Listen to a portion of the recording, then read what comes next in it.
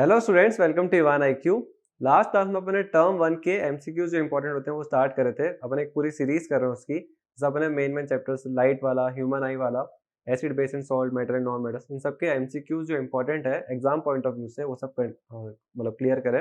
अपन इस क्लास में वही सीरीज को कंटिन्यू कर रहे हैं और एक नया चैप्टर स्टार्ट कर रहे हैं, लाइफ प्रोसेस। ठीक है, लाइफ प्रोसेस अपन चैप्टर पढ़ चुके हैं और उसके जो इंपॉर्टेंट एमसीक्यूज हैं जो एग्जाम में आने लायक है टर्म वन के लिए, वो सब अपन ने कलेक्ट करें। पर लाइफ प्रोसेस क्या बहुत बड़ा चैप्टर है, तो इसको मैंने पार्ट्स में डिवाइड कर दिया है। अपन इसमें जो मतलब मेन एमसीक्यूज है वो किसके ऊपर बेस्ड है, वो न्यूट्रिशन के ऊपर बेस्ड है। न्यूट्रिशन मतलब फोटोसिंथेसिस प्रोसेस वाला जो था, और जो एलिमेंट्री कैनाल वाला था ह्यूमन बीइंग का, वो सब। ठीक है, तो अपन इस क्लास में मेनली फोकस करेंगे न्यूट्रिशन पे, है ना।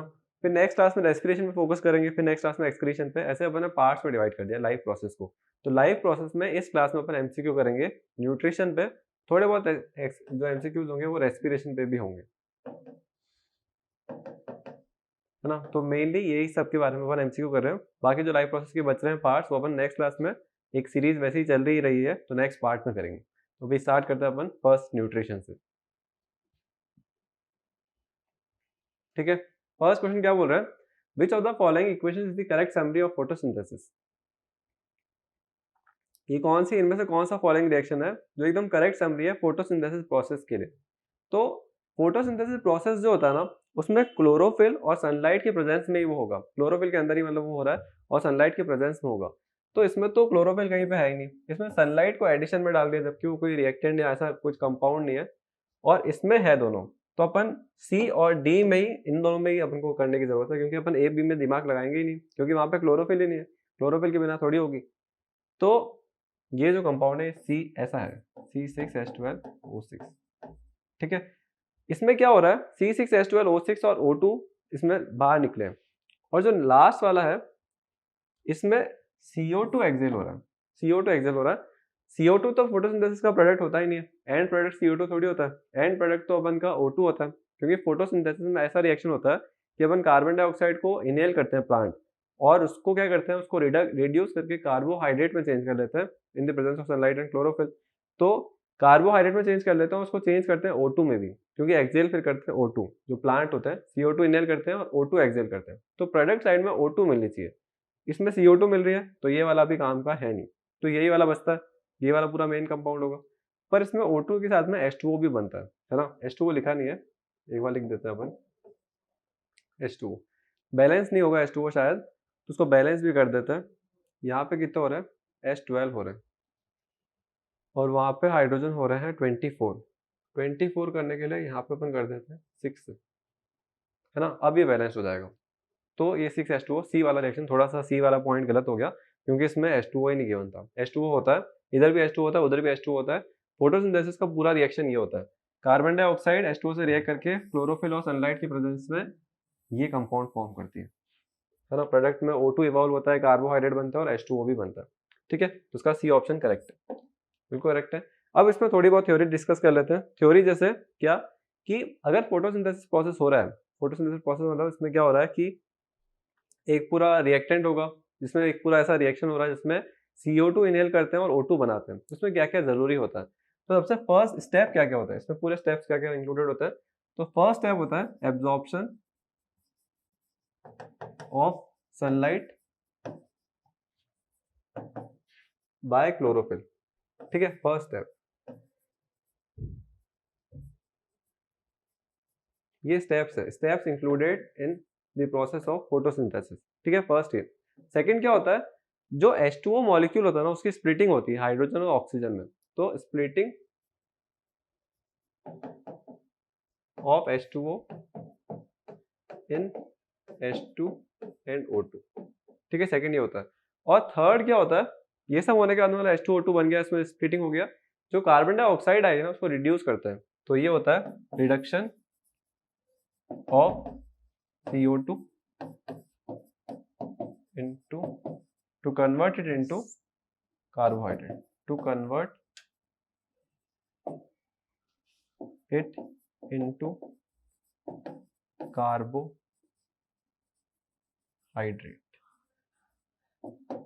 ठीक है, तो ये मेनली 3 स्टेप्स होते हैं पूरे फोटोसिंथेसिस प्रोसेस में। जो सेकंड वाला होता है ना, उसको फोटोलाइसिस भी बोलते हैं।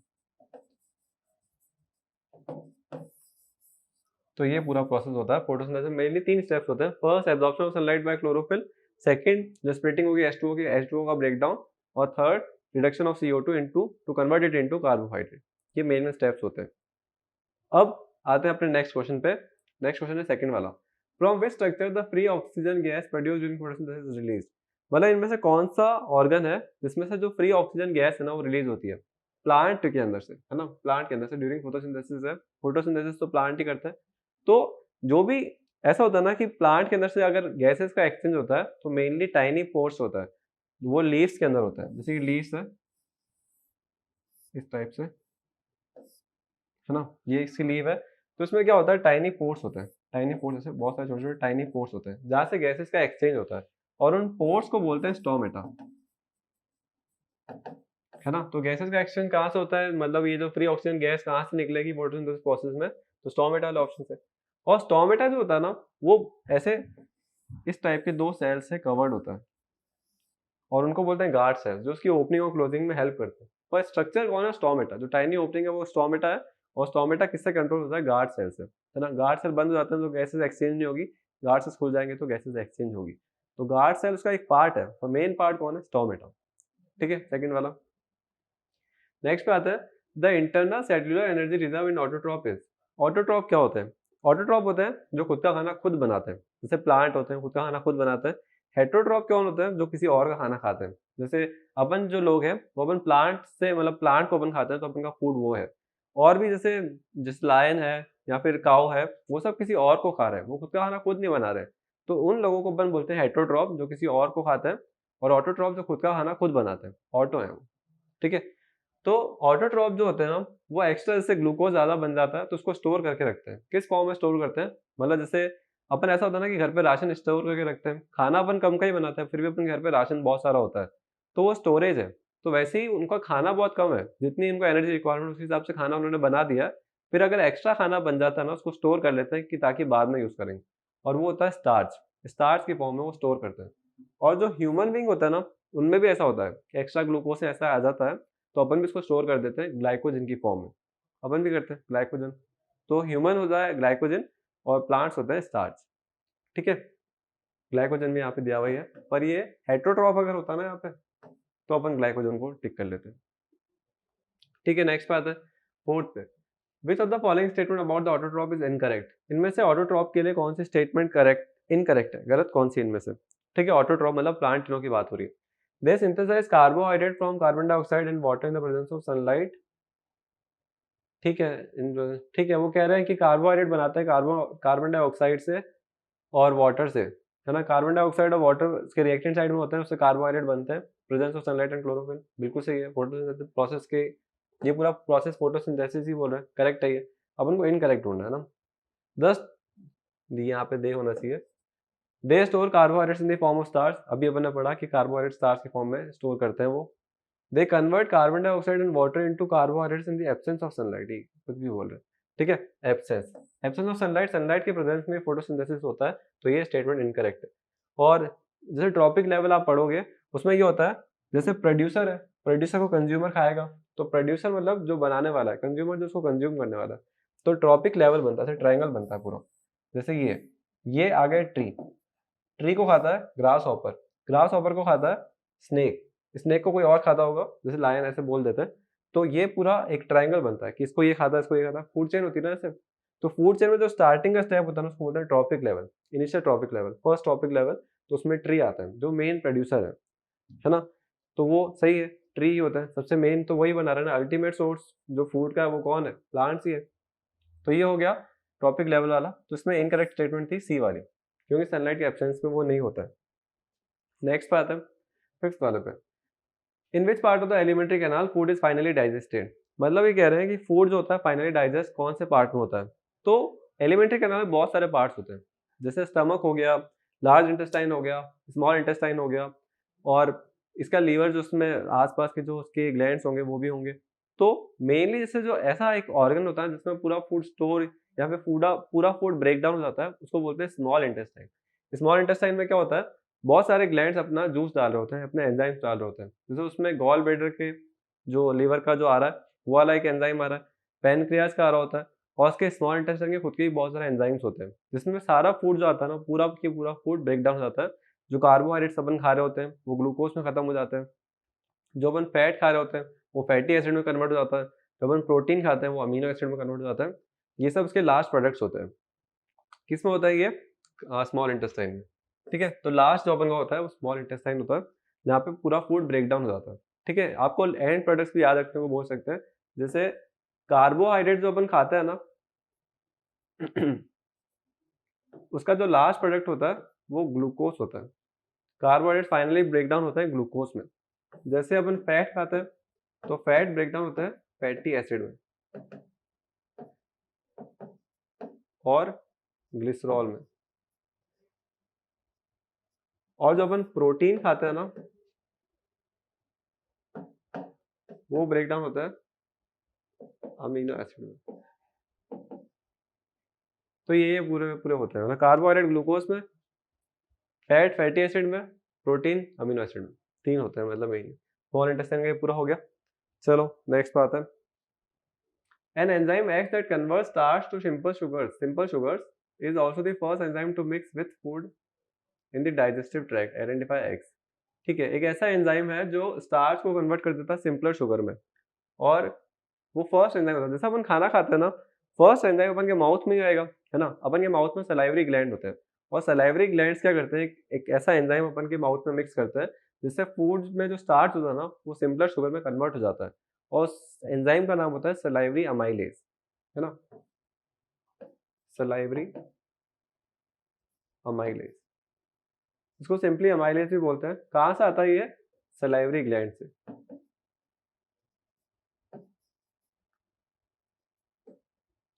तो ये होता है सलाइवरी अमाइलेज।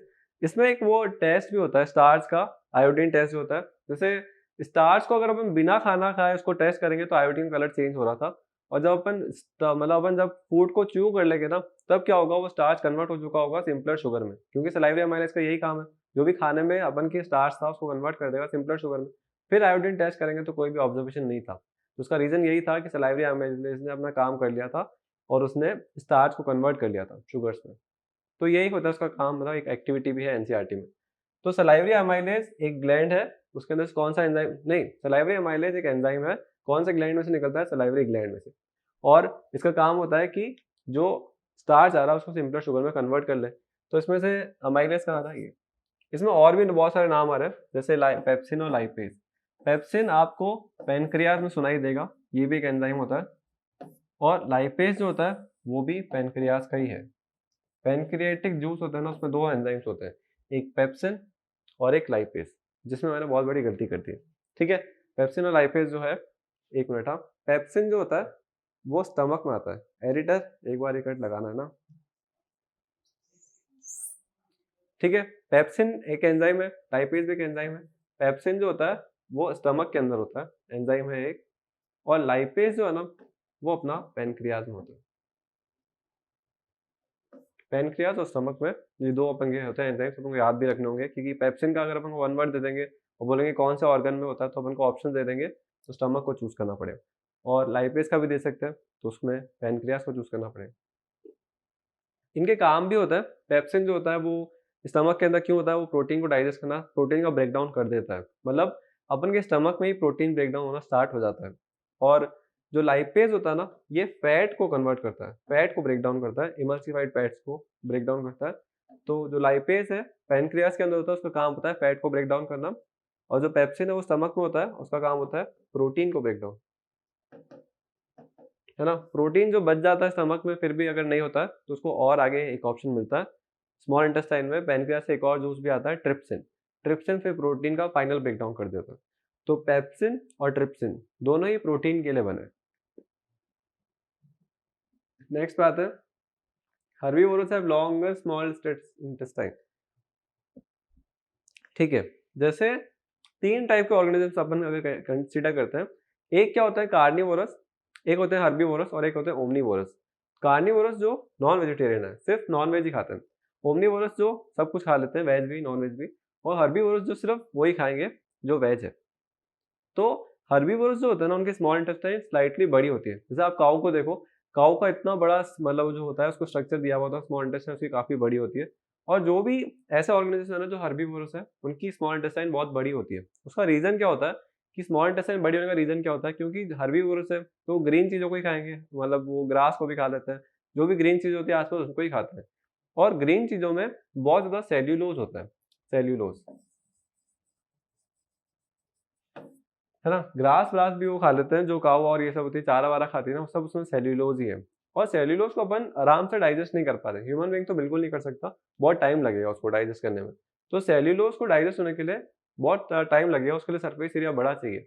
तो वही स्मॉल इंटेस्टाइन जो होती है, वो उनके लिए बड़ी होती है और अपन के कंपैरेटिवली उनकी काफ़ी बड़ी होती है। रीज़न यही है क्योंकि वो हर्बीवोर्स है, सेल्युलोज़ का फूड ज़्यादा खाते हैं और उसको डाइजेस्ट करने में काफ़ी टाइम लगेगा।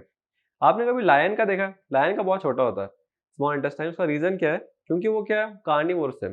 कार्निवोरस सिर्फ़ वही वाला फूड खाएगा जिसमें सेल्युलोज़ होता ही नहीं है। तो वो वाला वो जो फूड खाता है ना, उसमें क्या होगा कि प्रोटीन बहुत ज़्यादा होता है। वो जो भी नॉन वेजिटेरियन जो भी होता है उनको पता है कि उसमें प्रोटीन बहुत ज़्यादा है और प्रोटीन स्टमक में ब्रेक डाउन होना स्टार्ट हो जाता है। तो उसको इतना बड़ा सरफेस एरिया नहीं चाहिए होता है। तो जो कार्निवोरस होंगे उनकी स्मॉल इंटेस्टाइन छोटी होगी एज़ कम्पेयर टू हर्बीवोर्स। उसका रीज़न यही है कि हर्बीवोर्स जो होते हैं वो सेल्युलोज़ वाला फूड खाते हैं। तो digestion of cellulose takes time. Assertion एक स्टेटमेंट दे दी, उसका रीजन ये दे दिया। रीजन यही बोला ना कि सेल्यूलोज को लेने में टाइम लगता है, तो रीजन बिल्कुल सही है। तो इसमें ऑप्शंस देते हैं। असर्शन रीजन वाले जो होते हैं ना, ऐसे ऑप्शन दे देंगे ए, बी, सी और डी। ए वाला ऑप्शन में क्या लिखा हुआ है कि असर्शन और रीजन दोनों करेक्ट है, दोनों बिल्कुल करेक्ट है।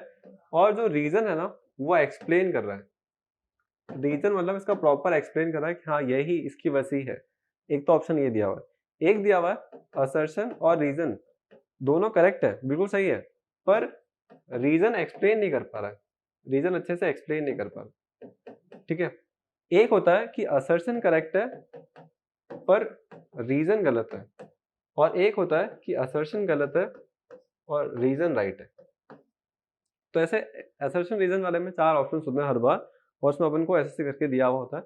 इसमें क्या है, असर्शन और रीजन दोनों करेक्ट है, दोनों ने बिल्कुल सही बोला है, बस ये है कि एक्सप्लेन जो है वो भी अच्छे से करा है रीजन में, उसका ए वाला ऑप्शन करेक्ट हो जाएगा। ठीक है, नेक्स्ट पे आता है the breakdown of pyruvate to give carbon dioxide water energy takes place in. Pyruvate का ब्रेकडाउन होना, पायरुवेट का ब्रेकडाउन होना ताकि अपन को एनर्जी मिले, कार्बन डाइऑक्साइड मिले, मतलब पूरा फुल्ली ब्रेकडाउन हुआ है। ऐसा नहीं बोला कि इथेनॉल बना है या फिर लैक्टिक एसिड बना है, ऐसा नहीं बोला, प्रॉपर ब्रेकडाउन हुआ है। तो प्रॉपर ब्रेकडाउन कहाँ होता है? एरोबिक रेस्पिरेशन में। और एरोबिक रेस्पिरेशन में क्या होता है? पूरा ब्रेकडाउन होता है, साइटोप्लाज्म तक जो होता है वो पायरुवेट में होता है, और फिर एरोबिक रेस्पिरेशन जो होता है वो माइटोकॉन्ड्रिया में होता है हर बार। ठीक है, ऑक्सीजन के प्रेजेंस में जो भी ब्रेकडाउन होता है ना पायरुवेट के आगे का, वो माइटोकॉन्ड्रिया में होगा। तो माइटोकॉन्ड्रिया में चूज कर देंगे। साइटोप्लाज्म का कहाँ तक होता है? ग्लूकोज से पायरुवेट तक साइटोप्लाज्म, और पायरुवेट से CO2 तक जो होता है वो माइटोकॉन्ड्रिया में होता है। सबके अलग अलग होता है। जैसे फंजाई जो होती है वो एनारोबिक करती है तो उसका साइटोप्लाज्म में हो जाता है, पर इन्होंने फंजाई का नहीं बोला था क्योंकि फंजाई के लिए क्या होता है, इथेनॉल बनता है, पर इन्होंने क्या बोला, कार्बन डाइऑक्साइड। उसमें फंजाई में क्या होता है, कार्बन डाइऑक्साइड नहीं बनती, इथेनॉल बनता है। तो ये आ गया माइटोकॉन्ड्रिया का। कभी भी एरोबिक रेस्पिरेशन आए तो समझ आना, बिना देखे अपन को यही लिखना है कि पायरुवेट और CO2 में अगर कन्वर्जन हो रहा है तो वो किसमें होगा? माइटोकॉन्ड्रिया में। ठीक है, नेक्स्ट पे आता है what is observe when air is blown from mouth into a test tube containing lime water. देखो, अपन जो एयर एक्सहेल करते हैं ना उसमें कौन सी गैस होती है? अपन इनहेल करते हैं मेनली ऑक्सीजन गैस को, एक्सहेल करना चाहते हैं CO2 को, क्योंकि अपन का रेस्पिरेशन का लास्ट प्रोडक्ट जो होता है उसमें CO2 गैस होती है। अभी अपन ने देखा जिससे माइटोकॉन्ड्रिया के जो बन रहा था, क्या बन रहा था? CO2 और वाटर। तो CO2 गैस निकल रही है, और CO2 क्या होता है? लाइम वाटर एक तरीके से पानी जैसा वाटर होता है, ट्रांसपेरेंट एकदम। ठीक है, बिल्कुल ट्रांसपेरेंट होता है। जैसे ही CO2 पास होती है ना इसमें से, तो वो मिल्की टर्न हो जाता है, मिल्कीनेस आ जाती है उसमें। तो lime water turns milky if we pass CO2 gas into it. तो क्या होता होगा? तो मिल्की टर्न हो जाता होगा अगर अपन CO2 पास करते हैं उसमें से, तो lime water turns milky due to the CO2 exhale. First option correct है। लाइम वाटर बिकम्स कलरलेस, ऐसा होता नहीं, कलरलेस ही होता है वो। Lime water turns milky due to water vapour in blown in air. Water vapour से कोई भी लाइम वाटर टर्न नहीं होता, तो ए ऑप्शन बिल्कुल करेक्ट है। Lime water turns milky due to the CO2 exhale. ठीक है, नेक्स्ट पे आता है which of the following structures is involved in gaseous exchange in woody stem of a plant। Gases exchange होता है woody stem के अंदर। जैसे क्या होता है, अपन के अंदर तो पूरा सिस्टम है, गैसेस एक्सचेंज करने के लिए। अपन के अंदर पूरा रेस्पिरेटरी सिस्टम है, अपन इनहेल करते हैं, लंग्स होते हैं, लंग्स क्या करते हैं, डिफ्यूज करवाते हैं ब्लड के अंदर, पूरा सिस्टम है। तो प्लांट्स में लंग्स और ये सब नहीं होते, उनको डिफ्यूजन से ही मेन काम करना है। तो जो जैसे प्लांट की स्टेम है, यहाँ से फिर ब्रांचेस और ये निकल रही है, ये रूट्स है ना। तो स्टेम के अंदर से कैसे, स्टेम वाले पार्ट को अगर ऑक्सीजन और ये सब चाहिए होगी तो कैसे एक्सचेंज होती होगी गैसेज। तो स्टेम के अंदर क्या होता है, टाइनी ओपनिंग्स होती है और O2 और CO2 वहां से एक्सचेंज हो सकती है। उन टाइनी ओपनिंग्स को बोलते हैं लेंटिकल्स, है ना। तो लेंटिकल्स याद रखना होगा, इंपॉर्टेंट चीज है ये। लेंटिकल्स जो होते हैं वो एक ओपनिंग टाइप है और जिससे गैसेज एक्सचेंज होती है। चलो चलो नेक्स्ट बात है, how does the exchange of gases occur in roots of a plant. Roots of a plant मतलब जैसे ये स्टेम है, रूट्स ऑफ द प्लांट तो बल्कि सॉइल के अंदर है। सॉइल के अंदर गैसेस मतलब ऑक्सीजन कहाँ से लेंगे, वो सॉइल के अंदर से। तो क्या होता है, रूट्स जो होते हैं ना वो फर्दर डिवाइड होती है ऐसे, इसके ऊपर ऐसे छोटे छोटे रूट्स के बीच में से रूट हेयर्स होते हैं। रूट हेयर्स क्या करते हैं, गैप्स में जाते हैं। जैसे सॉइल के अंदर थोड़ा भी गैप होगा ना, उसमें रूट हेयर जाके अटक जाएंगे अंदर। और उस गैप में क्या होती है, एयर होती है, उस एयर को एब्जॉर्ब करते हैं। तो रूट हेयर होते हैं जो हेल्प करते हैं रूट को एक्सचेंज करने में गैसेस को, रूट हेयर, है ना। तो थ्रू लेंटिकल्स, लेंटिकल्स तो स्टेम में आ गए, स्टोमेटा लीव्स में आ गए, तो रूट हेयर ही बचता है ना, सी वाला। 12th पे आता है, which among the following is the respiratory pigment found in human body. इनमें से कौन सा रेस्पिरेटरी पिगमेंट है वो ह्यूमन बॉडी में फाइंड होता है। क्लोरोफिल तो ह्यूमन बॉडी में फाइंड ही नहीं होता ना, ग्रीन कलर की थोड़ी अपन। प्लाज्मा ब्लड का पार्ट होता है और उसमें रेस्पिरेटरी पिगमेंट पिगमेंट जैसा कुछ नहीं है।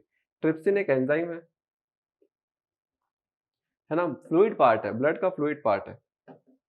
हीमोग्लोबिन होता है आरबीसी के अंदर, जैसे रेड ब्लड सेल होते हैं, रिंग लाइक स्ट्रक्चर्स होते हैं और उसके अंदर हीमोग्लोबिन होता है, ठीक है। और हीमोग्लोबिन की वजह से ही रेड ब्लड सेल रेड दिखते हैं, है ना। और हीमोग्लोबिन जो होता है वो कैरी करता है ऑक्सीजन को, वो कैप्चर करता है, बाइंड करता है। तो ब्लड के अंदर कौन सा पार्ट होता है, हीमोग्लोबिन होता है, और जो ऑक्सीजन को बाइंड करता है। ब्लड के अंदर आरबीसी होता है, आरबीसी के अंदर हीमोग्लोबिन होता है और हीमोग्लोबिन जो होता है वो ऑक्सीजन को बाइंड करता है ना। तो रेस्पिरेटरी पिगमेंट है। चलो नेक्स्ट बात है, in which of the following digestive enzymes are not found. देखो डाइजेस्टिव एंजाइम, एंजाइम मतलब जो ब्रेक डाउन करने में हेल्प करते हैं। तो सलाइवा होता है ना, सलाइवा के अंदर सलाइवरी अमाइलेज होता है जो स्टार्च को ब्रेक डाउन करने में हेल्प करता है। सिंपलर शुगर में अभी पढ़ा था थोड़ा टाइम पहले। गैस्ट्रिक जूस में पेप्सिन होता है जो क्या करता है, जो प्रोटीन को ब्रेक डाउन करने में हेल्प करता है। इंटेस्टाइनल सीक्रेशन में भी बहुत सारे होते हैं, लाइपेज होता है उसमें भी, और जो हेल्प करेगा अपन को ब्रेक डाउन करने में फैट्स और इन सबको। तो इन सब में है। लेकिन जो बाइल जूस है ना, वो जो होता है ना वो एक एंजाइम नहीं है, वो एक ऐसा मतलब एक ऐसा जूस है जो अपन को मेनली एल्कलाइन मीडियम प्रोवाइड करता है। एल्कलाइन मतलब बेसिक मीडियम। तो बेसिक मीडियम प्रोवाइड करने के लिए बाइल जूस होता है, उसमें कोई एंजाइम नहीं है। बाइल जूस में बेसिक मीडियम है और फैट के इतने बड़े बड़े टुकड़े होते हैं ना, उसको ब्रेक डाउन करना स्मॉलर पीसेस में। तो जो फैट के इतने बड़े पीसेस को स्मॉलर में ब्रेक डाउन करना होता है ना, इसको बोलते हैं इमल्सिफिकेशन, है ना, इमल्सिफिकेशन। तो बाइल जूस जो होता है ना, उसका मेन काम होता है बेसिक मीडियम प्रोवाइड करना और फैट के मॉलिक्यूल जो जो इतने फैट के इतने बड़े बड़े ग्लोब्यूल्स हैं उनको ब्रेक डाउन करना। तो इमल्सिफिकेशन हुआ बेसिक मीडियम प्रोवाइड करने के लिए। तो ये हो गया इसका। नेक्स्ट बात है, from which part of the alimentary canal digestion of carbohydrate start. Carbohydrate का जो कौन से स्टार्ट होता है, जैसे स्टार्च एक तरीके का कार्बोहाइड्रेट ही है, कार्बन है उसमें बहुत सारे, कार्बो और हाइड्रेटेड है वो, कार्बन और हाइड्रोजन दोनों है मतलब। तो स्टार्च का ब्रेकडाउन कहाँ स्टार्ट होता है, माउथ से स्टार्ट हो जाता है ना। माउथ में लेती है अपन, सिंपलर शुगर में कन्वर्ट हो जाता है फूड, है ना। स्टार्च का ब्रेकडाउन हो चुका होता है और स्टार्च सिंपलर शुगर में कन्वर्ट हो चुका होता है। तो स्टार्च कहाँ से हो रहा है, स्टार्च का ब्रेकडाउन कहाँ से स्टार्ट हो रहा है, माउथ से। और स्टार्च क्या है, कार्बोहाइड्रेट है, तो कार्बोहाइड्रेट कहाँ से स्टार्ट हो जाता है, माउथ से ही स्टार्ट हो चुका होता है, ठीक है। नेक्स्ट पे आते हैं, अगर आपको ऐसे बोलते हैं ना इसमें कि प्रोटीन का ब्रेकडाउन कहाँ से स्टार्ट होता है, प्रोटीन का, तो प्रोटीन माउथ से स्टार्ट नहीं होता ना, ईसोफेगस से होता है, वो स्टमक में स्टार्ट होता है। स्टमक में पेप्सिन होता है, पेप्सिन ब्रेकडाउन करना स्टार्ट कर देगा। तो प्रोटीन का अगर बोलते हैं तो अपन स्टमक को चूज करते हैं, है ना। पर कार्बोहाइड्रेट का बोला तो अपन उसको चूज करेंगे किसको, माउथ को। नेक्स्ट बात है, in humans the energy derived from the food we eat is stored in our body in the form of. देखो अपन जो खाना खाते हैं उसको स्टोर कर सकते हैं अपन अगर एक्स्ट्रा है तो, या एनर्जी जो भी स्टोर आती है उसको। वैसे एनर्जी को तो अपन एटीपी के फॉर्म में स्टोर करते हैं, पर इनको ऐसा बोलना था कि जो फूड के अंदर एक्स्ट्रा एनर्जी है उसको अपन स्टोर करते हैं किस फॉर्म में, तो अपन स्टोर करते हैं ग्लाइकोजन की फॉर्म में, है ना। ग्लाइकोजन की फॉर्म में अपन फूड को स्टोर कर लेते हैं, एक्स्ट्रा फूड को, ताकि अपन को जब एनर्जी चाहिए होगी तो ग्लाइकोजन को ब्रेक करके अपन एनर्जी डिराइव कर लेंगे। जो भी खाना खाता है उसी टाइम थोड़ी एनर्जी आती है, अपन पूरे टाइम एनर्जेटिक रहते हैं। उसका मेन रीज़न ये होता है अपन के पास में ग्लाइकोजन पड़ा है, उसको ब्रेक करते रहते हैं, एटीपी आते रहते हैं, एटीपी से एनर्जी बनाते रहते हैं। तो ये ग्लाइकोजन, ठीक है? तो मेनली न्यूट्रिशन से जो भी रिलेटेड न्यूमेरिकल्स थे, जो भी रिलेटेड एमसीक्यूज़ थे, वो अपन ने कर लिए सारे अच्छे से। और न्यूट्रिशन के बाद वाला जो पार्ट बचता है वो बचता है रेस्पिरेशन, वो अपन कल की क्लास में कंटिन्यू करेंगे इसी सीरीज़ को। और फिर एक्सक्रीशन वाले भी इंपॉर्टेंट जो एमसीक्यूज़ होंगे वो भी। तो होप करता हूँ सेशन अच्छा लगा होगा ये। स्टार्टिंग में थोड़ा हो गया था वो मिसप्रिंट आ गया था वो, उसके लिए। तो उसके लिए माफ़ी। और जो अच्छा नहीं लगा उसको प्लीज़ बताइए कमेंट में, और जो अच्छा नहीं लगा उसको बताइए, तो हम उस पे वर्क करेंगे।